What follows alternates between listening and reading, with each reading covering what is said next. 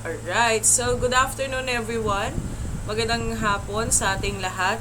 I know this is a very, um, ano ba, how should I say this? This would be a different parts kasi syempre as you can see, it's just slide 30 pero 146 siya. And this may not be the first video that I'll be creating, but I'm gonna tell you that I might lessen down my bit of talking and talking, no? Para di tayo mahirapan. So without further ado, we'll be starting our Piaget stages of cognitive development. I think most of you BPED, English, and Filipino students have already finished the first part of Piaget stages of cognitive development. So who is John Piaget? John Piaget is a Swiss developmental psychologist, and he proposed a theory outlining the stages of cognitive development of a person. Now, according to him, he said that children's thinking mature through distinct phases. Maybe today, based on our discussion, we have found out that some kids are different. They are different from their what they used to be. Magkaiba sila sa magkaiba sila ng thinking ngayon at in the future. And I think also sa inyo din, maybe when you were younger, you will look back, bakit ko ba nasabi yon? Bakit ko ba nagawa yun? One of my favorite stories about this one is my cousin. So, paano siya magtingin? So, dati, ang aking pinsan ay kinukwento niya sa akin na parang whenever I asked my cousins about sige, madali silang lokohin, in short. Ayan, sorry for many interruption, pero madali silang lokohin. Like for example, sige, sa'yo na lang to, mas malaki, mas mataas, sa'yo na lang to, ayaw niya na mas maliit. But I know that it is just the same sizes when it comes to ML, kung yun ang pinagbabasihan natin. But for kids, the taller it is, mas bigger sa kanya. But it doesn't mean hanggang ganun pa din. Parang ano lang yan sa mga drinks natin in some coffee shops, sabi nakalagay tayo na small, medium, and large or whatever things they call. But actually minsan iba, akala natin the more na lumalaki, dumadami yung ininom. Yung pala may mga ibang company na lumiliit lang yung dumadami yung ice or nagiging sexy yung bottle. So iisa lang naman pala siya ng laman. So minsan may mga ganon. But of course not all companies are like that. So parang ganon lang din sa bata. They will think na minsan pag scattered everything ay hindi naman pala siya ganon kalaki. And maybe when you were younger, kunyari pumunta kayo dun sa isang lugar, and then you believe that it's too big for you, maybe because you're very small that time. Tapos pagbalik mo, ito na ba yun? Parang hindi ganito yung yung pinuntahan ko siya dati. It's different when I was younger. So we think differently. He suggested that the way children think is fundamentally different from the way adults think. That's why I asked you before, di ba tinanong ko kayo, alam ko face to face, umabot tayo. If you will be given 3,000, if you will be given either a toy, a very big teddy bear, a toy car, which you could also be riding in a 10,000 peso, anong pipiliin nyo? Then all of you, kanya-kanya. Siyempre, maybe most of you will say pera. But most of the kids, unless talagang hirap sila sa buhay and turo sila ng magulang, they will choose toys because that will make them happy. Di nila alam na yung toys pala hindi naman ganun kamahal yung presyo, and they don't also have the thinking na ay bebenta ko na lang to. Walang ganun. So that's how they think. His theory had a tremendous influence on the emergence of developmental psychology as a distinctive subfield within psychology and contributed greatly to the field of education. Because this is how because of his theory, we approach students differently. We approach kids differently from what we used to. Bakit? Kasi dati, lagi natin silang kino-compare sa matatanda. But they think differently. They're not adults. They're just kids. So they think differently. He is also credited as a pioneer of the constructivist theory, which suggests that people actively construct their knowledge of the world based on the interaction between their ideas and experiences. The way, the things that it's like this influence ng isang tao ay napakatindi. For example, I think nabanggit ko sa maraming, this era, I have learned a lot about bamboo. And because of the research that I'm doing with with Ma'am Tagufa and Ma'am Leila. And we're doing about things about bamboo. And we've been to UP Los Baños. Kaya ako wala ng Wednesday, Thursday, Friday nung nakaraan. Although, hanggang Tuesday, Wednesday kayo. And nung nandoon ako, sabi ko, ang daming mga courses sa UP na, for instance, forestry, meron din sila ng mga marine biologists, yung mga different courses na we never heard of. I never heard of. Siguro kayo nadinig nyo na. And then I will realize na siguro kung ito yung mga hindi masyadong bine-venture ng mga tao, but archaeologists and so on, we keep on the popular courses such as engineering, nursing, education. Siguro kasi wala tayo ng knowledge.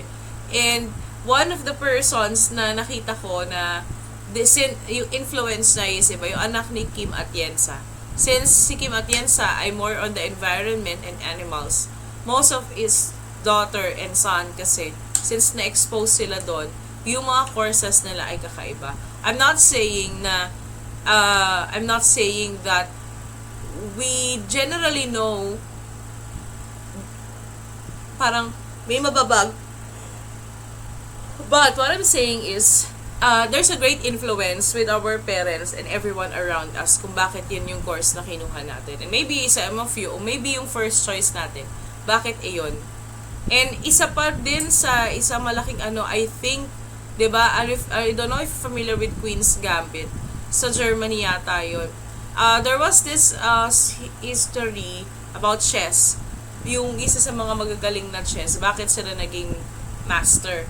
Ang sabi doon, kasi parang dun sa lugar nila, sa country nila, they always talk about chess.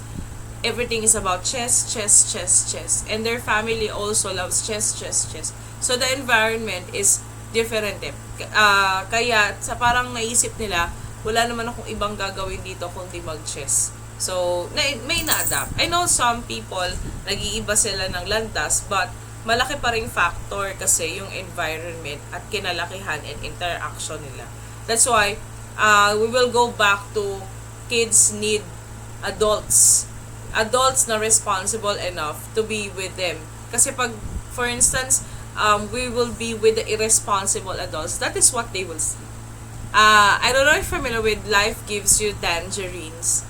And iba yung, I wasn't watching it, reels lang, kasi baka ako di ko kayanin. But, the way this, the parents, bali si IU, at saka si diba, they are now parents, and sabi doon sa isa, she is afraid because sobra yung love story ng fairy tale love story ng parents niya. And he was actually crying na, kasi, maybe you will also think na if your parents' love story is so okay, so perfect and so on, you will also believe na a family must be like that as well. So everything that we do may influence talaga ang family, ang environment, and the things that we've watched and nagiging interest din natin. Now, there are different stages of cognitive development. We have the sensory motor, pre-operational stage, concrete operational stage, and formal operational stage. When we say sensory motor stage, it is from birth to 2 years old. Infants learn about the world through their senses and motor actions. This is where they started learning kasi, iba sila mag-isip They cannot think very compared to you na parang may mga kung ano na kayo naiisip. But, more on senses sila. And then, nade-develop pa lang din kasi lahat ng senses nila. That's why they're focused on the present moment and lack object permanence. the understanding that object continue to exist even when unseen. So, one of this example is, for instance, si baby, ibinaba ni mami sa crib, and nagising pa siya, iyak siya kasi the baby thought that her mom will leave her forever. But actually, hindi naman, nandun lang naman din. So, what the parents would think is, little by little, nagkakaroon na sila ng object permanence. Nasasanay na sila after the sensory motor stage na, okay, yung nanay ko nandyan lang naman. Pag umiyak ako, andyan agad. So, I am safe. So, isa yon. So, for pre-operational stage is 2 to 7 years old. This is when children develop language rapidly and use symbols for object and actions. As responsible adults, we tend to make sure that they are talking to someone and they're learning the language. Whenever they started speaking, we're very happy. Mama, papa, the easiest one, tata, ganun. So, and we keep on talking and talking to these kids because they need to develop this language that we have. Maganda nga din daw na maganda rin daw, sabi nila, na if ever you're bilingual, so mamimix mo, sige, kausapin mo siya in Tagalog, kausapin mo siya in English, kausapin mo siya in French. I remember I have cousin na nakapangasawa siya ng French, ng half French. So yung nanay nung asawa ng pinsan ko is Bisaya, and then sa Palawan yata nakatira yon. Tapos ang napangasawa niya ay pure French. So yung pinsan ko na yon, ang ginagawa nila, tinakausap siya ng Tagalog, nakakaintindi, marunong din sila makaintindi ng Bisaya, and fluent sa French yung pinsan ko, yung bata, and also English. So imagine they have 4. And since they're also studying PASA, they are in the Philippines before, nag-aaral sila dito sa Philippines, kaya lang sa French school sila nag-aaral. So since pag mga ganon, may mga language courses yun, kaya may chance na marunong din mag-German yun paglaki. So kasi kasama yun sa mga inaaral nila na languages. So most of us, by this time, kailangan inaano natin, very inquisitive yung mga bata in pre-operational stage. They engage in pretend play but struggle with logical thinking. So, play is very important to them. Kaya yung mga toys, this is where they utilize their toys. But I think it's not advisable to give them too much toys because what happen is they are not so, parang hindi na sila masyadong appreciative, kayo na din po magkakaproblema nun in the future.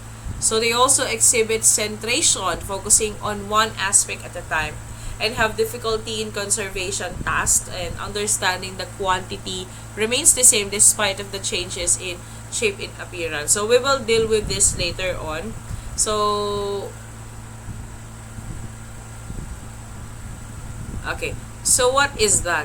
That is the conservation task. So, for this in the pre-operational stage, in 6 to 7 years old, ito yung sinasabi ko sa inyo kanina, the volume. They believe na kapag kunwari mas mataas versus dun sa mas malapad, naniniwala sila that mas madami yung mas mataas hanggang dito sa stage na to. Kaya sabi mo, pareho lang yan. Hindi pareho yan. So, volume, they have struggles with that.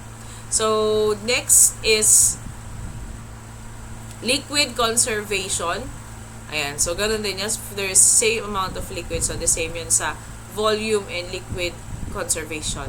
So, we also have numbers. So, pag sa bata, makikita nila na sama-sama sila dyan sa, yan. And they believe na pag in-spread out siya, mas madami yung naka-spread out. But actually, the same number lang naman siya. And next, so you could just read it, but it's the same. As you can see with this one, with these ideas, pag mass naman, sa 6 to 7 years old, they also have problem with that. Akala nila, ito, mas maliit, yung, let's say these are two, clays. Ito, mas maliit to, kesa dito. But actually, the same lang sila, kasi one clay was spread out versus dito. Pipiliin nila mas marami to kaysa dito. So, also with this one, when it comes to the area, if you'll be asking a kid if ito ay ano ang mas madami, mas malaki, they will pick this one. Even if you will count 1, 2, 3, 4, 1, 2, 3, 4. So, same with this one, 8 boxes. For them, madami to. Kasi naka-spread out sila. Now, weight conservation, two identical balls of Play-Doh are presented. One ball is reshaped, perhaps flattened. So, the same. If you will be asking na yung bata na alin ang mas mabigat, syempre ang aanahin nila is sabi nila yung hindi flat. Okay. So, when it comes to formal operational stage, 11 years and beyond, adolescent and adults now develop the abstract thinking and hypothetical reasoning. This is where we start thinking logically and isipin, marunong na tayong mag-isip compared sa mga bata. And we can think, kaya nga din yung mga lessons natin, di ba? By this time, 11 years old dati, kunwari, apples, so 5 apples plus 2 apples is equals to 7 apples. Diba ganun?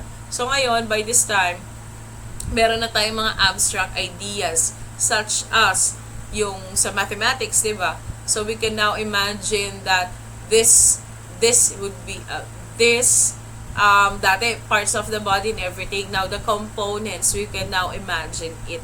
Nakaka-realize na tayo. And now we could now have math problems, word problems, and we could also have, okay, explain what are your ideas. Ayan, so nagkakaroon na tayo ng mga ganyang level.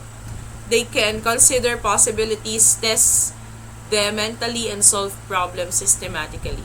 So, for the basic cognitive concepts, we have the schema, assimilation, accommodation, and equilibration. So, wait for a moment lang. I-charge ko lang yung laptop.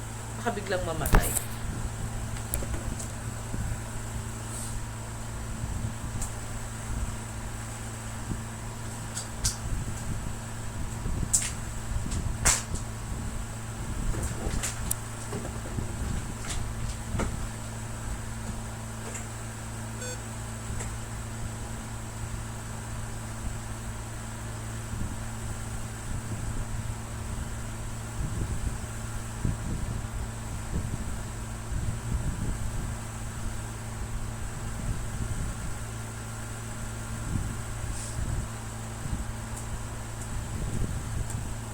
Alright, so going back.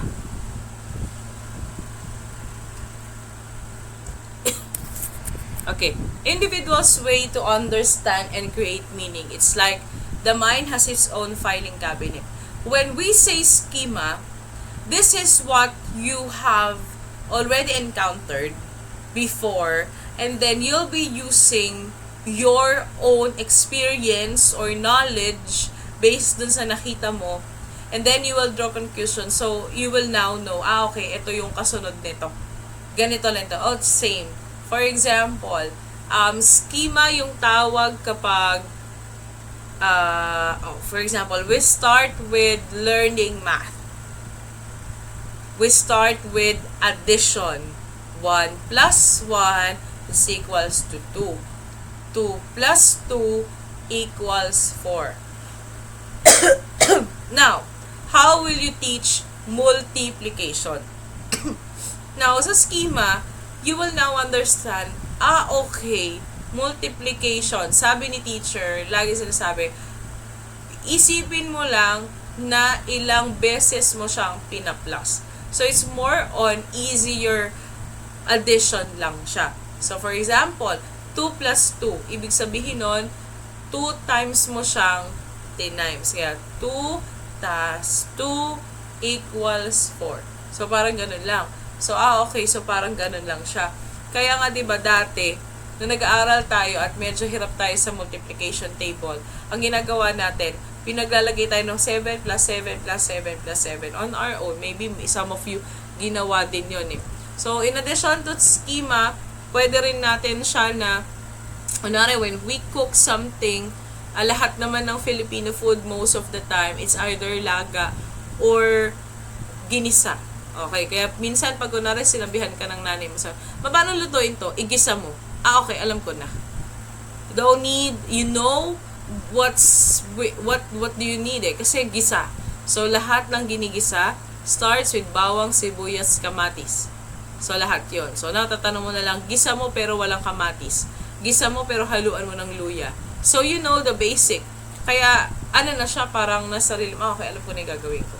So, it has a filing cabinet. You could also use your schema in learning other things, in deciding other things, kasama din siya. Assimilation naman is the process of incorporating new information or experiences into existing schema.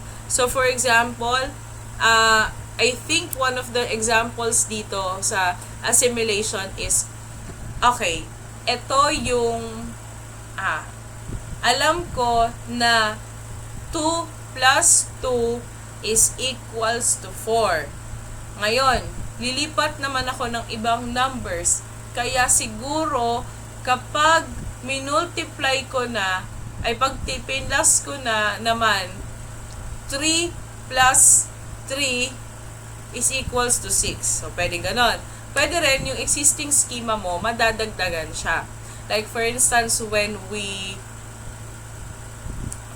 have further instructions, o sige, dalhin natin sa PE. Sa PE, di ba, first thing that you will learn is your dribbling. Dribble. Pag kayo ay nagbabasketball, dribble. So, isa yon. Ngayon, dadagdagan ni coach. Ito na yung existing mo ha. So, sanay na yung katawan mo mag-dribble. You will let while you're dribbling, you will let this ball pass through one of your legs. Hindi, kumbaga makukuha niya siya sa kabila. Pass through. Dun sa, na yon. So, pag ganun mo sa kanya, dito na. So, same dribbling, pero dinagdaga mo siya na paggilid. Dribbling pag ganun na siya. So, sa some point, parang ganun din sa assimilation. So, you're doing this, and then you add something from your schema. So, dagdag na siya sa'yo. So, now, ang next naman, since kaya mo na yung ganunin, dagdag na naman tayo, alam mo na, kabisado mo na. Next naman natin na gagawin would be tumatakbo tayo while dribbling.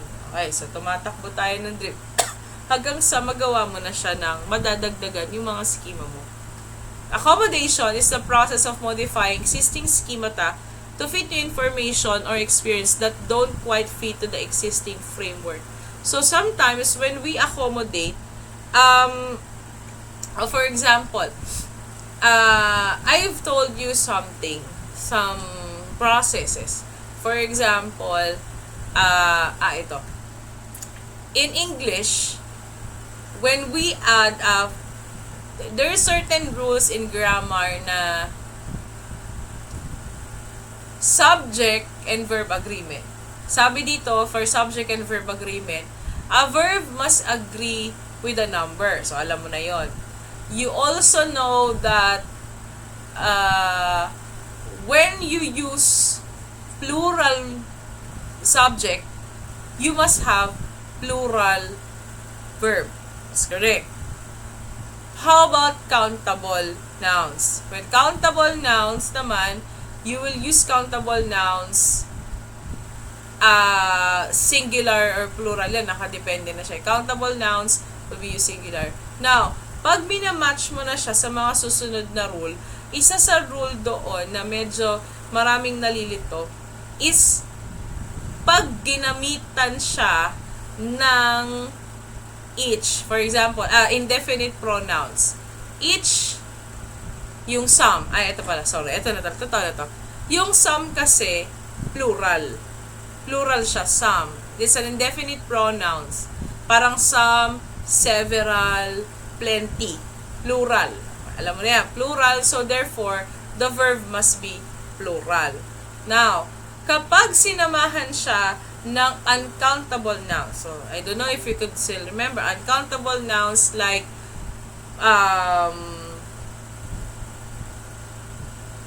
uncountable nouns ay example niyan ay milk, water, yung mga yon, hindi mo siya mabibilang, rice, grain, mga ganon. So, pag sinamahan mo siya na uncountable nouns, magiging singular siya. So, each no, not each. Some milk is spoiled. So, parang naggagaganon-ganon yung teka. Kaya medyo marami nalilito. And then, sometimes naman, pag naman daw countable nouns, plural siya ulit. So, namo-modify natin yung mga bagay na yon. Next is equilibration naman is when people have the natural need to understand how the world works and to find structure. So, nasa sa atin na para we understand things, there's a certain structure of everything. Na parang yun yung nalalaman mo from your schema, yun yung alam mo, dinagdagan mo sa assimilation, dinagdagan mo sa, minotify mo sa accommodation. So, pag perfectly balanced na yung knowledge na alam mo, equilibration yon. For instance, when our experience do not match our schemata, nagkakaroon tayo ng disequilibrium. Parang, hindi ganyan yung natutunan ko. Bakit ganon? For example, dati, my teacher told us that we use the and the. Sabi niya, the and the. So, pag daw sinabing the, yun yung mga consonant words. So, okay, the university. Pero, kasi sabi ni teacher, pag daw vowel, magiging the. So, anong tama? The university? The umbrella? Ano mali? Yung pala, I think college ko na nalaman yon, consonant sounds in vowel sounds pala. Kaya, yung university, it's not the university. It's the. Balik-baliktad. Hindi siya the university, it's the university. Kasi yung U doon doesn't sound like the vowel. Kasi yung U is while the university starts with Y. So, the university siya. So, di ba? Parang may disequilibrium. Hala, mali yung alam ko. Yun pala yun. So, equilibration. And sometimes, not just in grammar or mathematics, but also in our life, parang minsan, I want to restore balance of the things we've known. Ay, shucks, yun pala yun. Mali yung alam kong chismis. Kasama din yon. It's sometimes kasama siya. So, this one is an activity that you could do. But I will not require you to do this. So, you could do this in your own time na lang. Now, we now have the Erik Erikson's psychosocial theory development.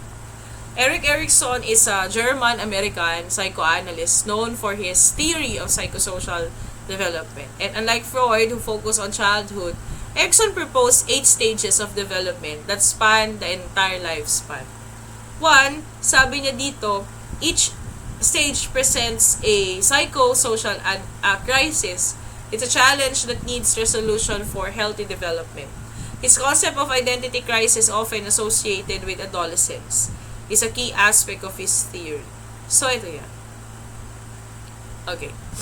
First is trust versus mistrust. This is from birth to 1 year. According to this one, infants rely on caregivers for basic needs. Consistent and responsive care fosters trust, while inconsistent care can lead to mistrust. Like for example, daw dun sa bata, a baby who receives reliable comfort from caregivers develops a sense of trust, while neglected baby develop mistrust. Parang ano lang yan sa mga bata, di ba? Parang, I remember this one. Parang may mga, for example, may mga baby na parang meron silang mga pinipiling tinagtatrustan na adult. That they prefer this adult kasi they could feel trust with this one. Usually sa mga caregivers talaga nila, not necessarily their parents kasi minsan they are absent in the child's life. So, autonomy versus shame and doubt. 1 to 3 years old, toddlers gain independence through activities like walking and feeding themselves. Sabi dito, encouragement fosters autonomy while criticism leads to shame and doubt. For example, a toddler allowed to explore their surroundings safely develops autonomy, while a harshly criticized toddler might feel shame. Like for example, sabi nila dapat daw nagiging independent na si toddler, tinuturuan daw ng isang magulang. So, mas tumitibay yung kanyang autonomy. Mas tumitibay yung kanyang confidence.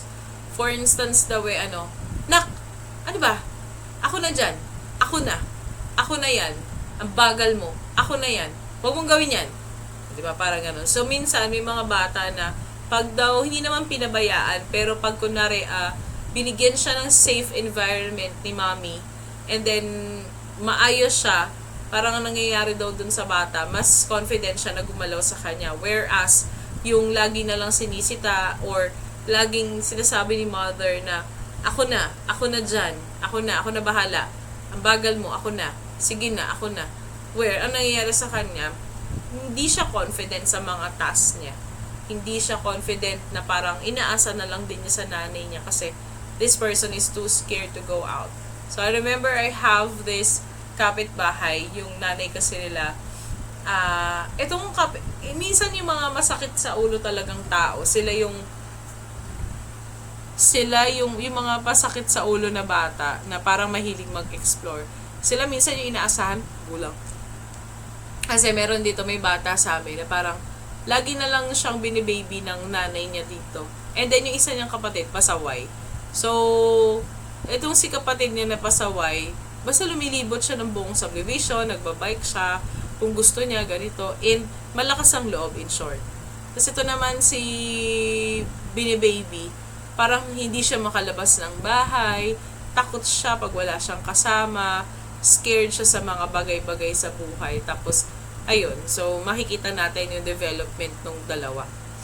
Now, initiative versus guilt. This is 3 to 5 years old. Preschoolers initiate activities and explore their social world. Encouragement fosters initiative, while excessive restrictions lead to guilt.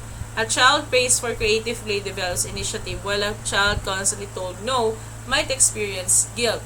For example, kids will have initiative.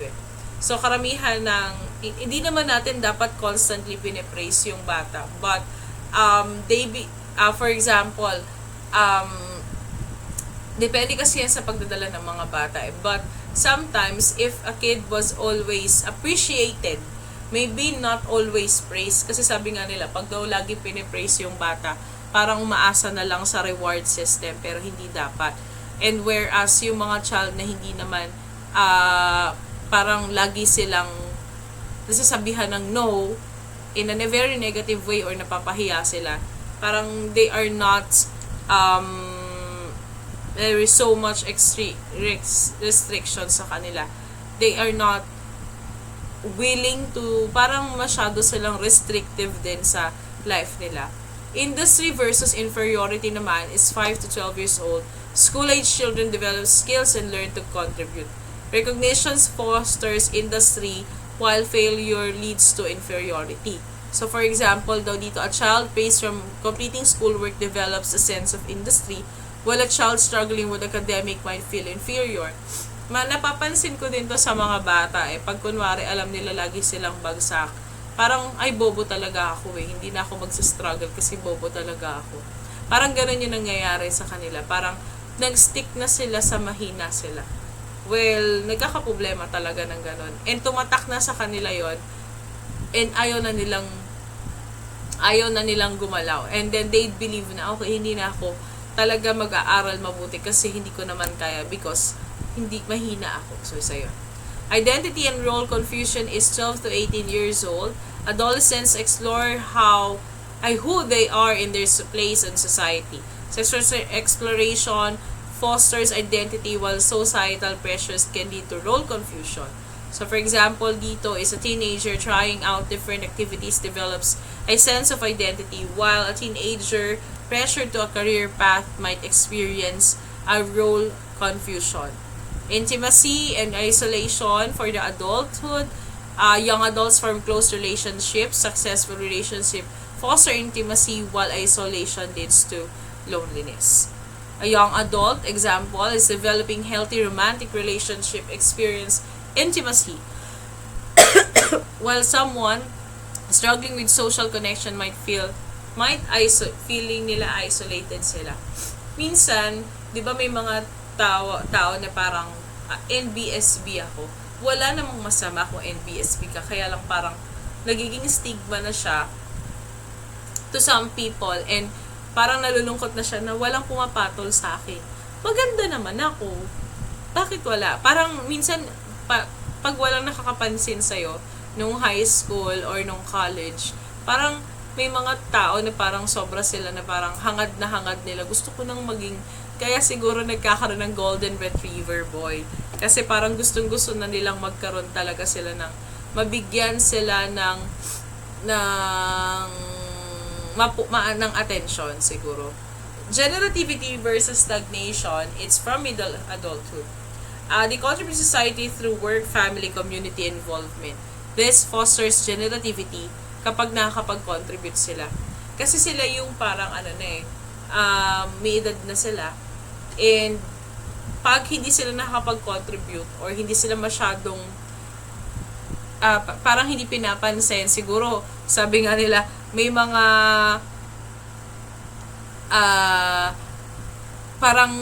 I'll give you an example. Generativity kasi sa batch namin talaga, middle adulthood, no? Parang kailangan na paangat kayo. Like, for example, let's say, academically, dito tayo academics muna tayo. Academically, by this age, dapat sana doktor ka na, or by this age, sana meron ka ng posisyon, ikaw na to. And marami ka na ding mga kung ano-anong mga volunteer and activities and so on and so on. So, yan yung generativity. You'll feel that you're needed. But stagnation is when parang wala kang narating. Sabi nga dito, dead end job. Parang nag-exist ka lang. Sino ka? May mga tao, di ba, na parang wala silang presensya. Like, nandun ka lang, na parang ang tagal-tagal mo na sa company, hindi ka man lang na-promote, ganyan ka pa din ngayon. Yung mga bata na kasabayan mo, sila na-promote na sila ganito na sila. Parang ikaw, wala kang struggle siya, wala kang nararating. Bakit sila meron? Bakit tong batang to may mga narating na ako wala pa? Stagnant yung tawag doon. So, late adulthood is older adults reflect on their life and accomplishments. Acceptance fosters integrity, while regret, despair. So, an elder reminiscing about fulfilling life experience is integrity, while someone filled with regrets may face despair. So, may mga senior citizens na hindi sila masaya doon sa naging outcome ng buhay nila. Kasi may mga iba talaga na hindi naging successful. They believe na bakit ganon yung nangyari sa kanila. They've been doing their best naman, pero bakit hindi umabot doon sa na-reach nila yung goals nila. So, ito yung mga stages of psychosocial development natin. From infant to toddler, preschool, grade schooler, teenager, at young adult, middle age, and older adult. So, ito yung increases in complexity. Kasi, sa isa hindi medyo, honestly speaking, pagdating dito sa dalawang to, iba na yung thinking ko ngayon eh. Etong generativity at stagnation at integrity and despair, medyo siya, magkadikit. Kasi I've realized then, based on observing other people and research as well, na kapag ang isang tao hindi sila talaga nabigyan ng chance dun sa oras na kailangan nilang bigyan ng chance, hindi sila masaya. Sa academe kasi ganon, parang may mga tao na parang hindi sila nabibigyan ng chance. Bakit yung ibang tao na kaedad ko, sila yung nandoon sa higher, pero ako hindi. Some people, okay lang sila doon, but some ay hindi.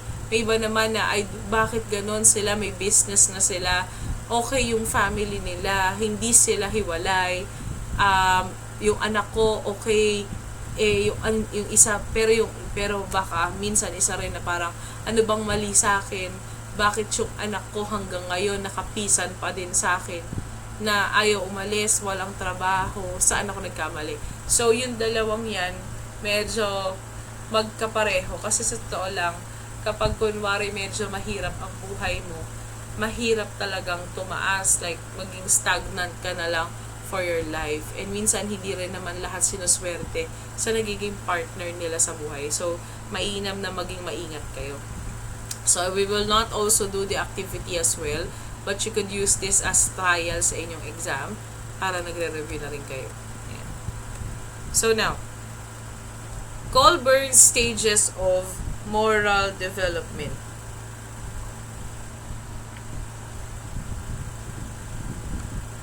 Ano nga ba to? So, Lawrence Kohlberg is an American psychologist. He is best known for his theory of moral development, moral decision.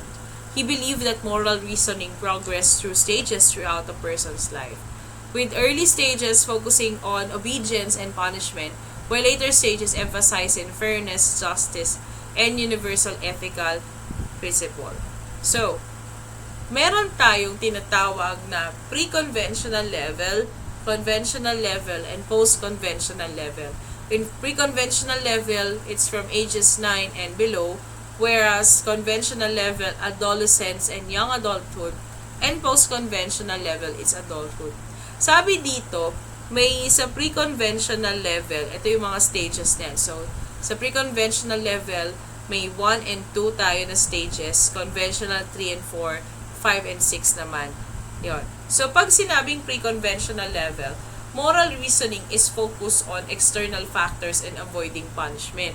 So, sabi nila sa stage 1, punishment, obedience, attention. So, the focus is on avoiding punishment or wrongdoings. Like, for example, sa stage 1 na to, avoiding punishment. Bakit ka takot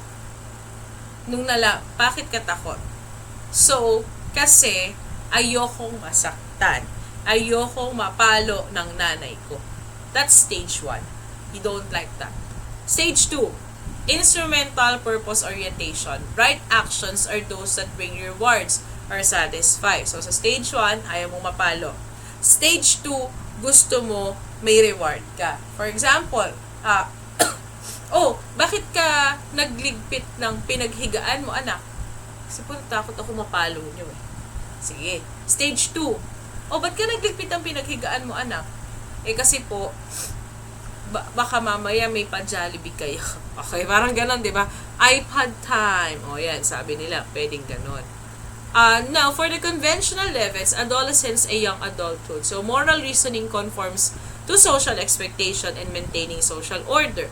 So, now, stage 3, good boy, nice girl orientation. The focus is on gaining approval from others by following norms and behaving appropriately. So, sabi nito, bakit mo ginagawa yan? Kasi gusto mo na yung image mo is good boy ka. Or titingnan nila, ay, ang bait mo naman. Ay, thank you. Okay. So, gusto mo na parang yung approval ng mga taong nasa harap mo. So, that's the reason why you're doing these things. Yun yung ginagawa mo. But, for stage 4, law and order ka na. Or morality is based on respecting authority, maintaining social order, and fulfilling one's duty. So, ba't mo siya ginagawa? Ba't ka gumagawa ng tama? Kasi ayaw mo makulong.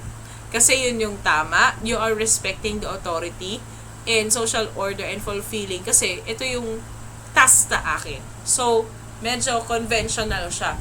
Kasi pag hindi mo siya nagawa, pwede ka makulong, pwede ka mag-disrespect ng authority, and pwedeng mabago yung social order, which alam natin ng social order ay parang norms yan eh. 'Di ba? Stage 5, so post-conventional, moral reasoning goes beyond social norms and considers universal ethical principles.